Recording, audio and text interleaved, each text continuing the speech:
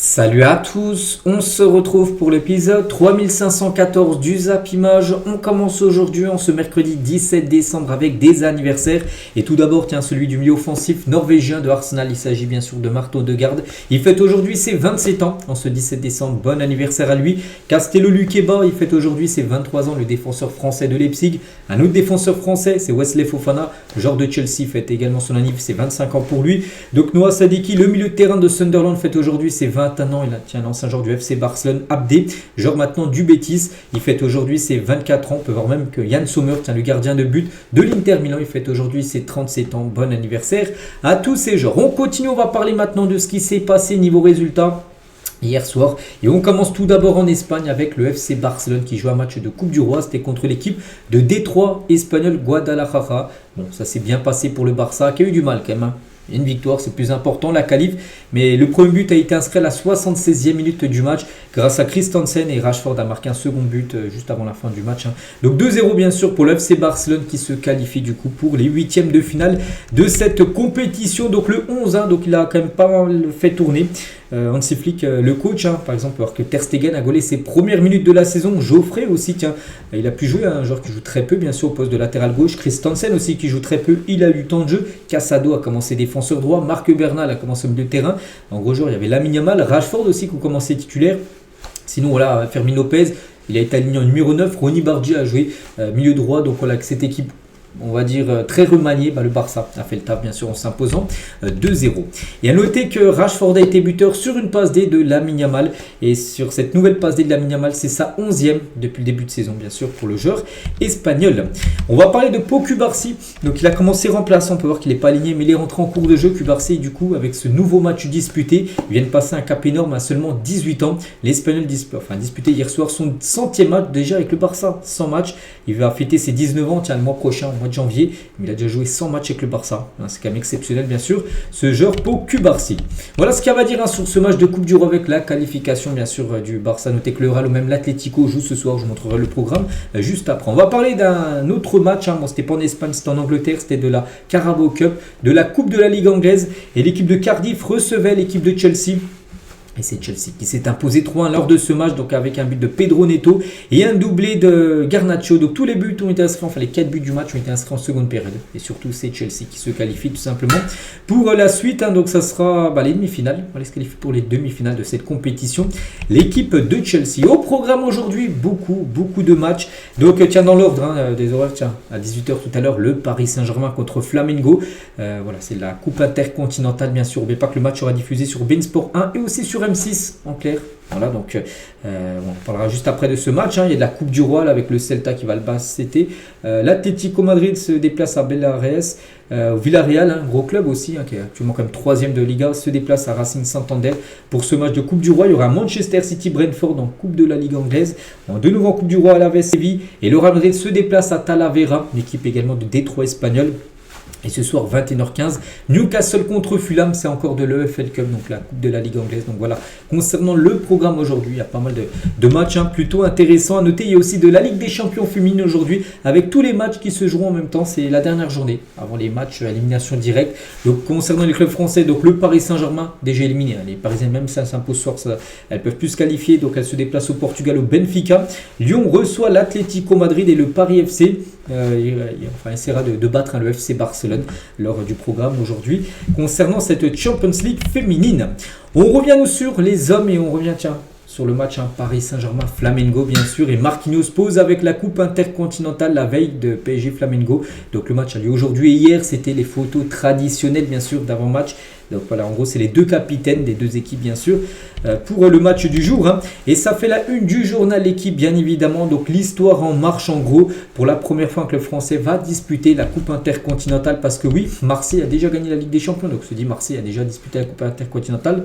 Non les gars, le PSG est la première, va disputer la première finale de coupe intercontinentale pour un club français. Donc ce soir, l'affaire de corruption autour du match Valenciennes Olympique de Marseille en 1993 avait exclu le club phocéen de toute compétition internationale à l'époque, et du coup ils avaient gagné la Ligue des Champions mais ils n'avaient pas pu participer à cette compétition parce qu'en gros il y avait des soupçons de corruption de l'Olympique de Marseille. Du coup ils n'avaient pas joué la finale en gros. Et bah, du coup, le PSG jouera cette finale, sera le premier club français de l'histoire à disputer, bien sûr, cette compétition. Concernant Luis Enrique, donc il fait le point sur l'état de forme de Marquinhos avant le match de ce soir. On décidera donc aujourd'hui s'il est là pour le début du match ou pas. Soit il commence titulaire, si ça va, sinon il commencera remplaçant les Armani pour les remplacer. Donc il a manqué la séance d'aujourd'hui, hier, mais il est prêt. Voilà. On verra son état après la séance. Hein. Voilà, en gros, il décidera peut-être même quelques minutes avant le coup d'envoi du match, enfin avant la compo officielle qui sera dévoilée, pour voir s'il peut l'aligner dès le départ ou pas, bien sûr. Marquinhos, tout dépend en gros du ressenti du joueur. Et voici les compos attendus, un côté parisien, côté Flamengo aussi, de côté PSG. Donc Chevalier devrait retrouver sa place de titulaire. Safonov a gagné les 3 derniers matchs. Chevalier devrait être dans le 11. Hein. Donc avec Nuno Mendes, défenseur gauche, donc Pacho, Marquinhos, s'il peut tenir sa place. Et du coup Zeremri, à la place de Hakimi qui n'est pas là. Donc Ruiz, Vitinha, Neves et devant Kvaratskhelia, Donc en gros c'est là. C'est comme une finale, hein, c'est un trophée à aller chercher. Là, il n'y a pas de turnover. Là, il va mettre bien sûr les meilleurs joueurs titulaires, enfin les joueurs dispo. Donc concernant Dembélé, qui est présent bien sûr, devrait commencer normalement sur le banc. Voilà. Bon, après c'est une belle équipe bien sûr parisienne. Et côté Flamengo, des joueurs bien sûr connus, Alexandro bien évidemment, on peut voir je sais pas, Jorginho, hein, qui a fini comme 3e au Ballon d'Or il y a quelques années. Donc voilà, belle équipe aussi, hein, bien sûr, pour l'équipe brésilienne. Voilà, coup d'envoi 18h hein, concernant cette rencontre. Donc l'arbitre hein, sera un arbitre américain concernant cette rencontre. Des nouvelles de Nasser, tiens, donc Nasser qui sera présent ce soir, bien sûr. En plus, le match a lieu à Doha au Qatar. Les Qataris, bien sûr, Nasser donc, sera présent pour cette rencontre. Et des nouvelles, hein, parce qu'actuellement, il a été blessé, Nasser, en gros. Il s'était fait opérer parce qu'en gros, il avait une blessure survenue lors d'un match de paddle. Un sport qu'il aime pratiquer. Il s'était blessé, puis voilà, depuis rétablissement. Donc c'est pour ça qu'il est un peu... il est strappé, on va dire, le président du Paris Saint-Germain. Voilà ce qu'il y a à dire hein, sur cette finale ce soir. On en reparlera bien évidemment demain du résultat. On continue, on va parler d'autres rencontres. Il y avait également hier des matchs amicaux, des matchs pour préparer la Coupe d'Afrique des Nations qui commence dans 4 jours avec le match d'ouverture du Maroc contre les Comores. Il y a par exemple, il y avait RDC Zambie qui s'est joué hier, c'est un match amical bien sûr, et c'est la RDC qui s'est imposé 2-0. Maswaku et Bushiri ont été les 2 buteurs hein, côté République démocratique du Congo. Il y avait aussi l'Égypte hein, qui joue contre le Nigeria et l'Égypte s'est imposée 2-1. Mostafa Mohamed par exemple a été buteur lors de cette rencontre bien sûr. Et concernant Omar Marmous, hein, donc tiens le joueur de Manchester City mais présent là actuellement avec l'Égypte hein, pour bien sûr cette CAN. Hein, donc lui il a dit hein, nous sommes la meilleure équipe d'Afrique, on va gagner la CAN puis on ira gagner la Coupe du Monde. Alors, très confiant. Donc il est clair, hein, l'Égypte est la meilleure nation d'Afrique et va tout rafler. Nous voulons montrer une bonne image de nous-mêmes. Nous pouvons aussi rêver de remporter le tournoi ou d'atteindre un certain stade. Nous n'y allons pas juste pour dire on est allé à la Coupe du Monde et puis c'est tout. Ils vont aller au Mondial, enfin déjà à la CAN et à la Coupe du Monde l'année prochaine pour la gagner. Hein. Les 2 compètes, hein. Ce qu'il a dit. Hein. Donc avec les joueurs, l'équipe et la qualité que nous avons et en tant que sélection nationale égyptienne, nous sommes la meilleure équipe d'Afrique et tu vas à la Coupe du Monde pour passer la phase de groupe. Hein. Montre au monde qui tu es, pas simplement pour être présent. Donc, il est très confiant, Omar Marmous. Bon, on espère. Après, n'oubliez pas que l'Égypte est la nation qui a remporté le plus de CAN hein, dans l'histoire. Bien sûr, ça sera toujours une équipe redoutable, bien sûr une équipe favorite avec peut-être le Maroc, le Sénégal, voilà ces équipes-là. On verra. On verra ce que ça donnera bien sûr pour sa sélection.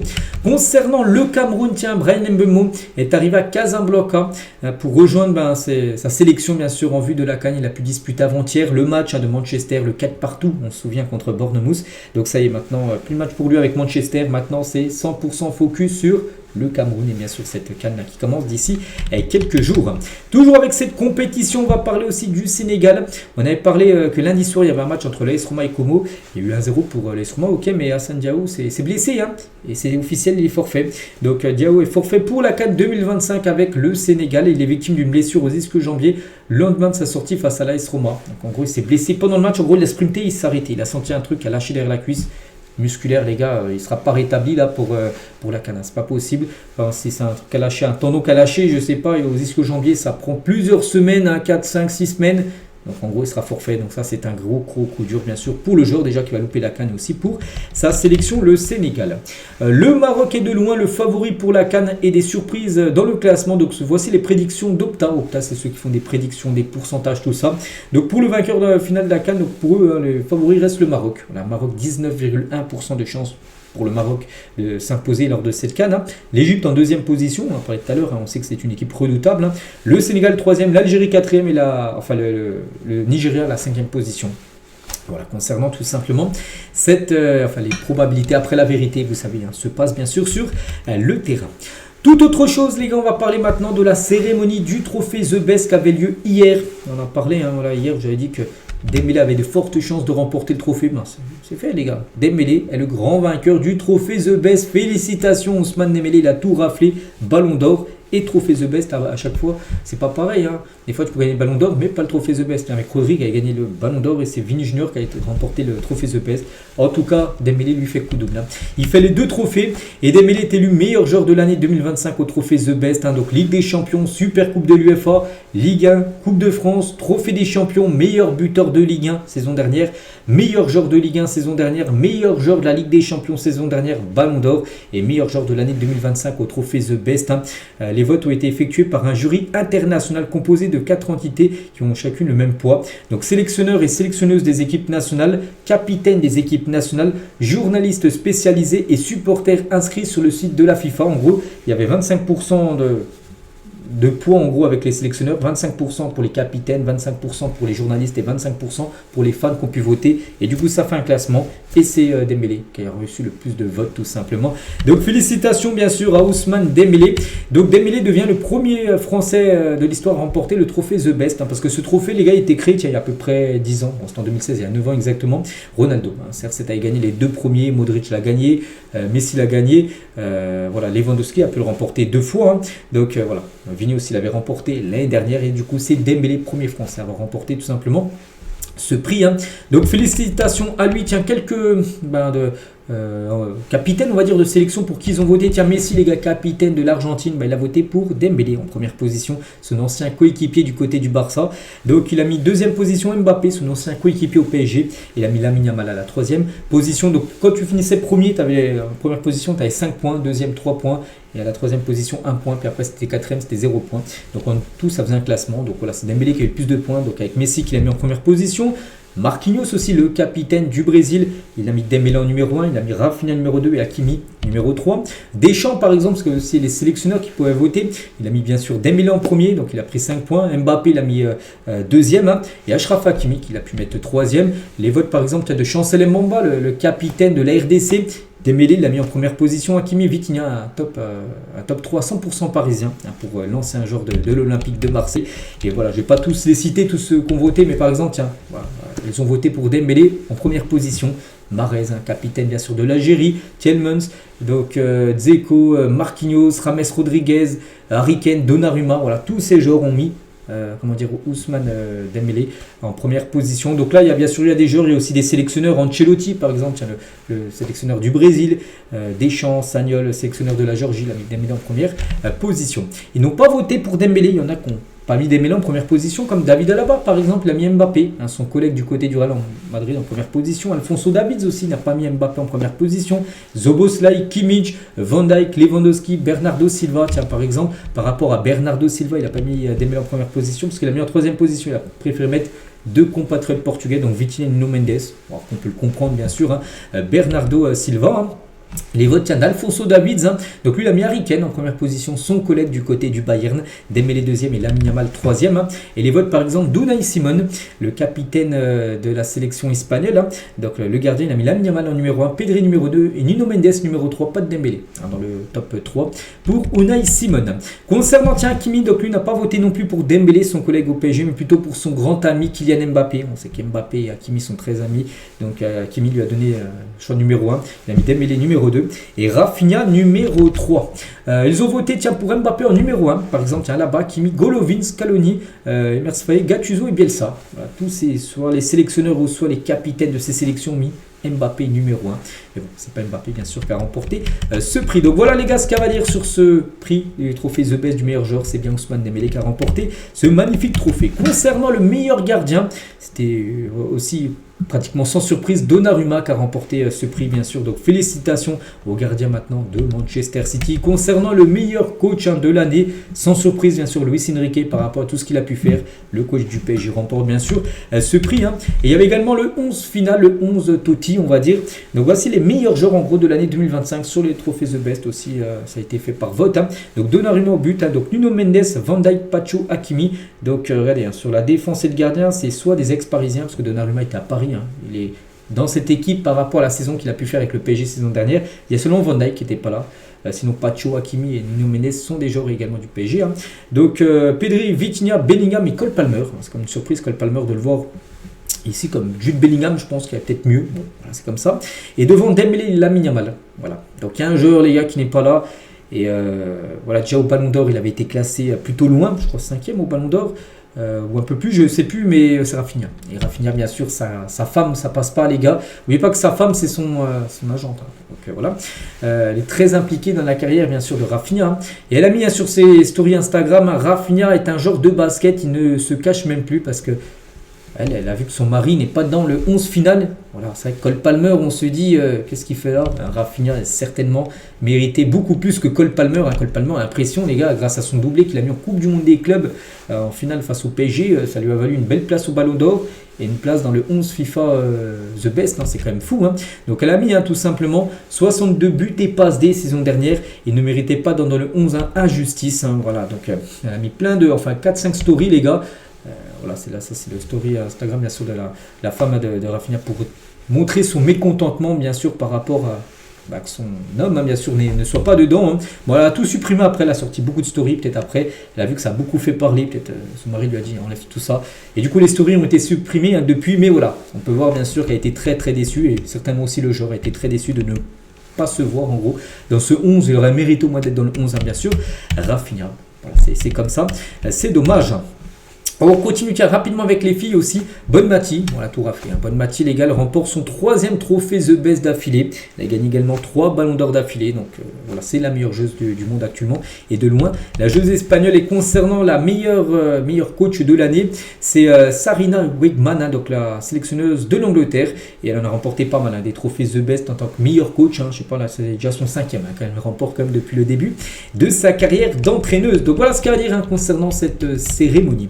On continue les gars avec toute autre chose, on va parler de Mbappé, du Paris Saint-Germain et du litige les gars qu'on parle quand même depuis pas mal de semaines, voire pas mal de mois. Ça y est les gars, hier c'était le verdict final, on avait dit que c'est le 16, le mardi 16, on savait qui allait payer quoi. Hein. Et ben c'est officiel les gars, Mbappé obtient gain de cause dans son litige avec face au PSG. Donc le Paris Saint-Germain est du coup condamné à lui payer 61 millions d'euros. Énorme. Bon, après Mbappé demandait plus de 250 millions d'euros en tout. Du coup, voilà, bon, Mbappé va quand même recevoir de l'argent. Ça sera 61 millions d'euros. Une énorme somme, bien sûr. Donc, le clan Mbappé considère cette décision comme une victoire, bien sûr. Hein. Les avocats de Mbappé ont pris la parole. Donc, nous avons tout fait pendant plus de 18 mois pour réduire ce litige au mois de salaire et la prime qui était due. C'est donc une victoire. Hein. Ce n'est pas du tout un enjeu personnel, bien sûr. C'est simplement l'idée qu'il y a un principe fondamental. Lorsqu'on exécute un travail, on est payé pour ça. Parce que là, on voit Mbappé demander par rapport à des salaires impayés. C'est vrai que pendant, je crois, 4-5 mois, il travaillait avec le PSG, vu qu'il était joueur du PSG et le Paris Saint-Germain ne l'avait pas payé en gros. Voilà, il y a aussi des primes, tout ça. Bon bref, voilà, le tribunal des prud'hommes, voilà, ils ont dit que voilà, ça sera 61 millions d'euros que le Paris Saint-Germain doit verser à Kylian Mbappé. Voilà, là c'était le dernier recours, hein. Il n'y a plus d'autres recours, enfin je pense pas. Et le PSG a communiqué du coup, en sortant communiqué hein, sur ce verdict du litige. Donc le Paris Saint-Germain prend acte du jugement prononcé par le Conseil des prud'hommes de Paris qu'il exécutera tout en se réservant le droit de faire appel. Ils peuvent faire appel, mais ça sera compliqué, hein, quand même d'avoir raison. Ils devront certainement payer cette somme à Kylian Mbappé. Donc le PSG a toujours agi de bonne foi et avec intégrité continuera de le faire. Le club se tourne désormais vers l'avenir, fondé sur l'unité et la réussite collective et souhaite aux joueurs le meilleur pour la suite de sa carrière. Voilà le communiqué officiel du Paris Saint-Germain sur cette affaire qui est quasiment close, on va dire. À part s'ils font appel, mais bon, même s'ils font appel, on pense que ça ne bougera pas. Paris donne une grosse somme en gros à Kylian Mbappé. Et tiens, sur les Twitter qui relayent les infos hein, du Paris Saint-Germain, par exemple Méga PSG, donc eux disent hein, par rapport à cette situation, Mbappé il a demandé beaucoup d'argent bien sûr à Paris, tout ça. Mais Mbappé, est-ce que c'est une légende à Paris hein? Oui, non, ne se prononce pas, il y a eu 7000 votants. Et la plupart ont mis non, voilà, 55% non. Oui, 34%. Après Mbappé, n'oubliez pas, c'est le meilleur buteur bien sûr de l'histoire du PSG. Après, voilà, il n'y a pas que les stades bien sûr qui reflètent être une légende d'un club, je pense. Il y a aussi d'autres choses. Hein. Et c'est vrai que par rapport à ça, ce litige, hein, quand même, que Mbappé, voilà, cet argent que Paris va devoir redonner à Mbappé, mais il y en a beaucoup, en gros, qui ne le considèrent pas comme une légende. Voilà, moi j'ai mis se prononce pas, parce que oui, d'un côté, c'est une légende par rapport à tout ce qu'il a pu faire, ses buts inscrits, et de l'autre côté aussi, comment ça s'est fini aussi. voilà, qu'il est parti comme ça sans que Paris avait investi 180 millions d'euros. Il est parti libre, hein, alors qu'il y avait moyen quand même de le vendre. Il avait toujours dit, voilà, en gros, qu'il serait vendu, en gros, il partirait jamais libre. Donc c'était peut-être il a peut-être menti en gros à l'équipe parisienne. Donc de ce que là, voilà, c'est pour ça que je dirais que c'est pas non plus une légende. Donc c'est pour ça que je préfère ne rien dire. Voilà. Bon, après chacun son point de vue par rapport à cette question. Bref, voilà ce qu'il y a à dire, hein, sur cette affaire, les gars, qui est pratiquement, bon, on peut dire fini à part si Paris bien sûr fait appel. On continue toujours avec le PSG, mais rien à voir avec Kylian Mbappé, mais plutôt le jeune Ibrahim Mbaye, hein, en PSG jusqu'en 2028. Le club parisien a activé l'option d'un an supplémentaire incluse dans son premier contrat professionnel, prolongeant automatiquement l'aventure du Sénégalais jusqu'en juin 2028, parce qu'il avait un contrat jeune en gros. Il avait une option supplémentaire d'un an, et du coup le PSG active cette option, et du coup il prolonge jusqu'en 2028. Le jeune Ibrahim Mbaye, hein, actuellement il ne jouera pas le match ce soir, n'oubliez pas que là il est parti, hein, bien sûr au Maroc, hein, pour aller disputer la Coupe d'Afrique des Nations. Enfin je crois, hein, je ne sais plus s'il est dans le groupe ou pas, mais ou peut-être il partira après. Je crois que non, il est là aujourd'hui, il partira dès demain. Voilà pour bien sûr la CAN. On continue les gars avec toute autre chose. On va parler de Jérémy Doku, qui est le joueur belge de Manchester City. On apprend aujourd'hui qu'il est blessé. C'est Guardiola qui l'a annoncé, hein, donc il sera environ blessé pendant 3 semaines. Voilà, donc là il n'y aura pas de Boxing Day pour lui, il devra revenir on va dire début janvier prochain. On va parler de Paul Doyle, écope de 21 ans et 6 mois de prison. On dit qui est cette personne là. Donc il avait foncé sur les supporters de Liverpool lors de la parade du titre en mai dernier. Souvenez-vous, ça avait beaucoup fait parler cette affaire. Pendant la parade, il y avait un fou avec une voiture, les gars, qui avait foncé sur la foule. Heureusement, les gars, il n'y avait pas eu de mort. C'est quand même un miracle, hein. Mais voilà, il y avait eu quand même plus de 134 personnes qui avaient été blessées par cet homme, les gars. Cet homme-là, donc une cinquantaine de personnes ont dû être hospitalisées. C'est un miracle qu'aucune personne ne soit décédée lors de cette course folle. Donc voilà, il prend plus de 21 ans de prison. Pour moi, c'est même passé. Il aurait dû prendre perpétuité, tout simplement. Ce fou. Bref, toute autre chose, on va parler de la Ligue 1. Passera tarif unique la saison prochaine. Donc l'abonnement passera à 20 €. Voilà, 19,99, donc 20 € par mois sur la chaîne Ligue 1 Plus, hein, qui regroupera l'ensemble des matchs. Hein. N'oubliez pas que cette saison, sur les 9 matchs, la journée du Ligue 1, donc il y en a 8 sur Ligue 1 Plus et 1 sur Bensport, hein, chaque journée. Et du coup, Bensport, les gars, abandonne son lot. Donc du coup, les 9 matchs seront sur la chaîne Ligue 1 Plus saison prochaine. Il n'y aura plus de matchs, un match sur Bensport. Et du coup, voilà, le prix unique, les gars, sera de 20 €. Voilà, 20 € par mois pour la prochaine saison. On continue les gars, on va parler toujours de la Ligue 1, on va parler des pénaltys. Et c'est vrai que cette saison, c'est pas fou, hein, niveau pénalty. 45 pénaltys marqués sur 68 tirés en tout. Donc on a le pire bilan de Ligue 1 depuis 19 ans sur pénalty. Seulement 2 tiers ont été convertis depuis le début de la saison. Par exemple, Lyon et Nantes, hein, sont à 0 sur 2. Ils ont eu 2 pénaltys depuis le début de saison, ils n'ont pas marqué. Et Lorient et Le Havre, hein, sont à 1 sur 4 par exemple. Donc voilà, beaucoup d'échecs sur les pénaltys. C'est peu, hein, 2 tiers. Voilà, donc les attaquants, peu importe les milieux, ceux qui tirent les pénaltys ont du mal, hein, sur cette saison en Ligue 1. On prend la direction du Bayern Munich et Jamal Musiala est de retour 5 mois après sa blessure contre le PSG. C'était blessé lors de la Coupe du Monde des clubs, souvenez-vous, avec un duel je crois avec Donnarumma. Et ça y est les gars, il est de retour à l'entraînement. Après, est-ce qu'il rejouera pour cette fin d'année? Je pense pas, il n'y aura pas de risque qu'il sera pris. Je crois qu'il n'y a plus qu'un match pour le Bayern. On le reverra certainement début janvier. Donc blessé depuis le 5 juillet dernier lors de la Coupe du Monde des clubs. Il est plus proche que jamais de revenir tout simplement. Jamal Musiala, ça c'est une très bonne nouvelle bien sûr pour le Bayern. On continue avec quelques infos mercato et on va parler du japonais Tomiyasu. J'en parlais, je crois que c'était hier ou avant-hier. Je disais qu'il était libre, il était très proche de rejoindre l'Ajax. Ça y est, c'est fait les gars, c'est officiel. Il rejoint librement l'Ajax Amsterdam. Voilà, donc belle recrue, hein, c'est un latéral, je crois qu'il joue à gauche. Donc il s'engage officiellement du côté de Amsterdam. D'autres infos, tiens, la Juventus veut absolument Pierre-Emile Hojbjerg, donc le joueur de l'Olympique de Marseille. Le club italien va à nouveau tenter de le récupérer après plusieurs essais infructueux lors du dernier mercato estival. Donc l'été dernier, ils ont essayé, hein, la Juve d'essayer de faire venir le joueur danois à Turin, donc ça a été un nom de Marseille. Et ils vont essayer de revenir à la Juventus, enfin ils vont essayer de retenter la Juve, hein, auprès de Marseille, hein, concernant Hojbjerg, hein, dès janvier prochain. Tottenham se penche sur Marc-André Ter Stegen qui a gaulé hier avec le Barça, mais c'est peut-être le seul match du Barça qui a gaulé cette saison, hein, parce qu'on sait que Juan Garcia est le numéro 1. Hier c'était un match de Coupe du Roi, mais quand c'est les matchs de Liga ou Ligue des Champions, c'est bien sûr Juan Garcia numéro 1. Donc le club anglais pourrait débuter les négociations très prochainement vu d'un transfert cet hiver concernant Marc-André Ter Stegen. L'AC Milan, ils sont proches d'obtenir le prêt de Niklas Füllkrug, donc l'attaquant allemand de West Ham. Donc les Rossoneri ont déjà un accord avec le joueur, donc ça aussi, hein, il y a de fortes chances que ça se fasse. dès le mercato bien sûr, l'ouverture du mercato hivernal pour ses portes là dans 2 semaines. Le Barça pense à recruter une doublure de Jules Koundé, donc Ryerson, donc un joueur du Borussia Dortmund, correspond au profil recherché par la direction et des contacts ont été pris avec son entourage, avec le joueur qui joue avec la Norvège, Ryerson. Donc voilà, c'est un défenseur droit, il pourrait débarquer au Barça pour amener de la concurrence sur le poste de latéral droit. Des nouvelles cas de Luis Suarez, le joueur de l'Inter Miami, et il va prolonger d'une saison avec l'Inter Miami, qui est en fin de contrat là, et il va prolonger jusqu'en décembre 2026 son contrat du côté de Miami. Du côté du Real Madrid, on apprend aujourd'hui que le Real Madrid ne recrutera aucun joueur en janvier. Pour la direction, l'effectif est bon, jeune et n'a besoin d'aucune modification, malgré quand même que le Real Madrid a eu beaucoup de joueurs blessés depuis le début de saison. D'après la direction, les gars, il n'y a pas besoin de recrues sur ce mercato hivernal. On sait que souvent le Real Madrid est très peu actif en janvier, mais souvent actif plutôt l'été. Concernant Nkunku, donc lui, il pourrait déjà quitter l'AC Milan. Il est arrivé quand même l'été dernier. Donc Pini Zahavi, donc son agent, sonde actuellement le marché. Les clubs saoudiens pour être les seuls à pouvoir s'offrir les services du français. Donc voilà, lui qui a joué à Chelsea, il a joué à Leipzig, il a joué dans pas mal de clubs bien sûr. Et il pourrait déjà quitter l'AC Milan alors qu'il est arrivé il y a 4-5 mois. Et il pourrait peut-être partir en Arabie Saoudite. On va parler de Arsenal, rien à voir avec le mercato, mais ça a chauffé dans le vestiaire des Gunners le week-end dernier où ils ont gagné 2-1 contre Wolverhampton, mais ils ont marqué le but du 2-1 à la 94e minute du match. Sinon ils auraient perdu 2 points. Donc certains Cannes sont sortis du terrain en étant énervé de la performance face à Wolverhampton qui est toujours lanterne rouge, qui avait seulement 2 nuls cette saison. Il avait pris 2 points sur 2 matchs nuls, sinon ils ont tout perdu. Et Arsenal, premier leader, a galéré à gagner contre cette équipe de Wolverhampton.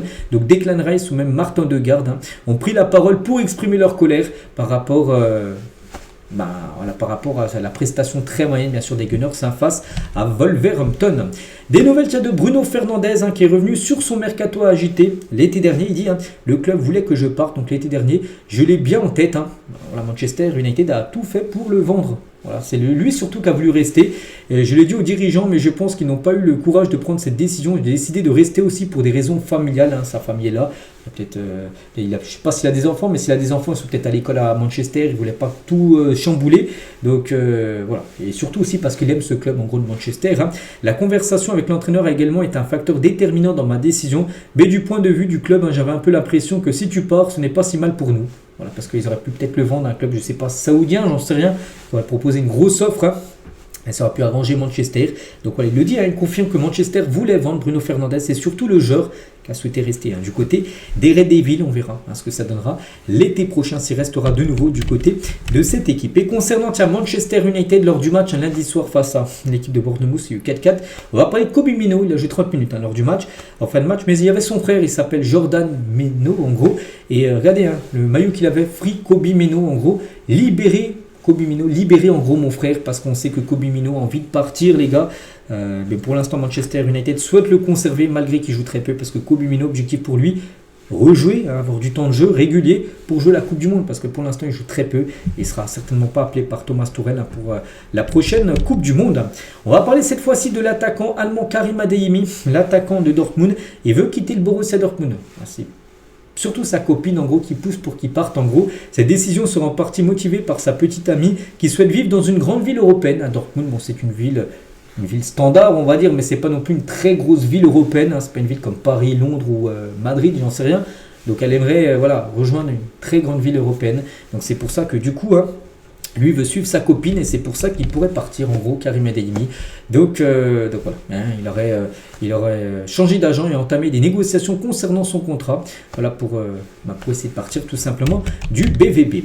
On va parler de Otavio. Souvenez-vous, Otavio, défenseur central brésilien qui est arrivé au Paris FC. L'été dernier, il est arrivé de provenance de Porto. Paris FC a recruté comme 17 millions d'euros le joueur. Pour un promu, envoyer 17 millions d'euros sur le mercato. C'est énorme et surtout...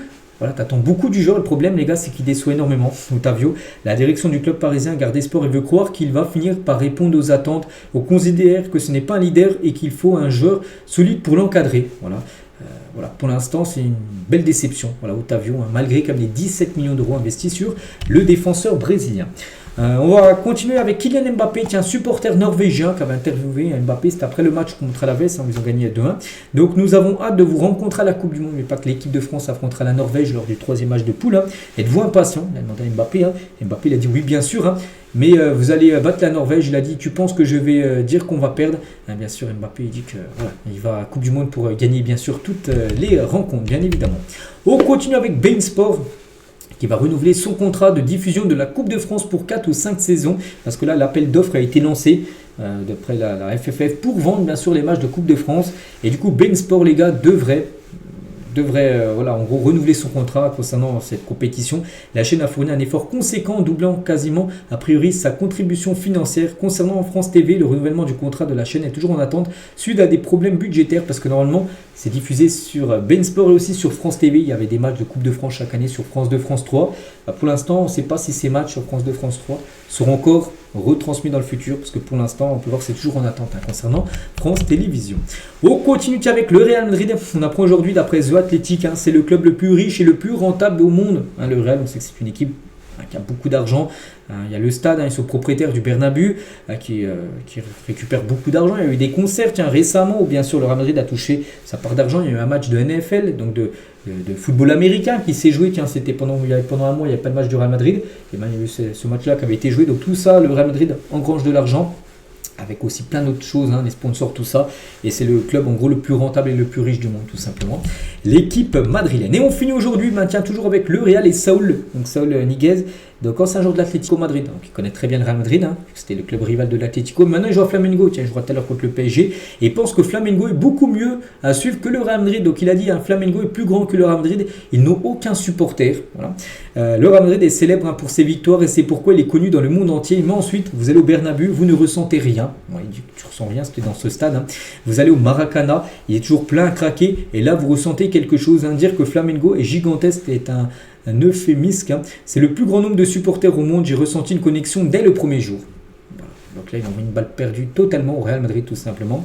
Saúl Ñíguez. Donc voilà les gars ce qu'il y avait à dire aujourd'hui. J'espère que ça vous a plu. On se retrouve nous demain, bien sûr. Demain jeudi, où il y aura beaucoup de matchs à parler. Avec toutes les rencontres là du jour, il y aura beaucoup de choses à dire. Allez, moi je vous souhaite une très bonne journée et à demain.